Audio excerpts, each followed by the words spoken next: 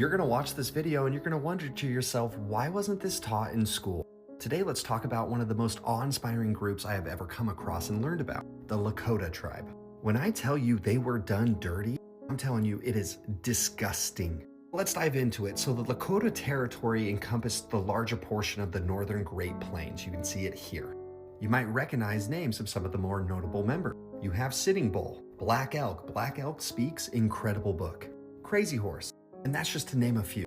But the Lakota were nomadic hunters. They would move across the Great Plains and sync with the buffalo herds. They lived in teepees, had an incredibly strong community structure. Loyalty to the community was everything. And the most sacred spot on earth for them is called the Black Hills. I want you to remember this. This is very important. The Black Hills are incredibly important to their origin story. They believe it is the center of the universe and it's where their people came from.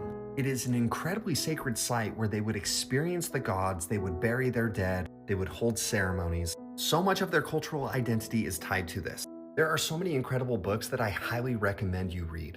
Lakota Way, mind-blowing. Black Elk Speaks, mind-blowing. My People by Luther Standing Bear. The list goes on and on. What's fascinating is when you read these histories, you constantly hear about the yellow metal that drove white men crazy. And as settlers would push out, their land continued to be more and more encroached upon. But the thing is, they didn't view it as their land. They had literally no concept of land ownership. How can you own the land? So the government would come in and they would make these treaties. These areas are ours, you need to go to those areas. And if we do that, we won't fight. The treaties were always broken. And not a single treaty was ever broken by the Lakota. Here's the thing, the Lakota are incredible fighters. That's not just the men, it was the women too. There were many battles where the US suffered heavy losses. So the government would get all the chiefs together, they would sign a new treaty. The one thing the Lakota said in every treaty was, do not touch the Black Hills. That is sacred to us. And the government's like, yeah, we won't touch the Black Hills, you can have it, it's yours. Oh, by the way, if you haven't heard of the Wounded Knee Massacre, 500 soldiers came upon the Lakota. It was about 350 men, women, and children. Tensions were high at this time because there was a widespread movement called the Ghost Dance Movement. You can learn about it in Black Elk Speaks. It was a spiritual thing. Soldiers ordered the men to surrender their weapons.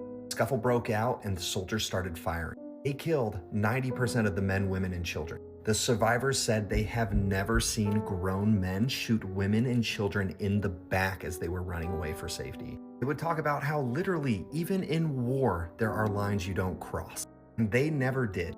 I want to talk about two treaties that were signed. In 1851, there was the Fort Laramie Treaty. Well, in 1851, there was the Fort Laramie Treaty where the US recognized the Lakota territory. The issue is settlers kept going west and they didn't care, and the government did nothing to enforce it. So fights broke out. In 1868, there was another Fort Laramie Treaty. And in this treaty, it guaranteed the Black Hills to the Lakota in perpetuity. They were literally promised that no white person or person shall be permitted to settle upon or occupy those lands. But then gold was discovered. So in 1874, General George Custer led an expedition and he confirmed that gold was there. This sparked a mad gold rush. The US government tried to buy the Black Hills from the Lakota and the Lakota were like, what the hell, it's not for sale. This is our spiritual land. The government was like, yeah, but gold. So the government was like, well, if you don't sell it to us, we'll just violate the treaty.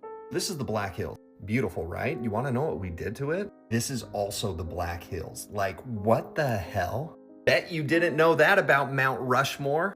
Take the most sacred place, a place where people literally communicated with God. A beautiful area literally designed by divinity, and we carved egoic faces into it. Bet you didn't know that. Oh, by the way, in 1980, the Supreme Court ruled that what happened to the Lakota was unjust, that land had been taken illegally, and so they were awarded financial compensation, which they replied, we don't want the money.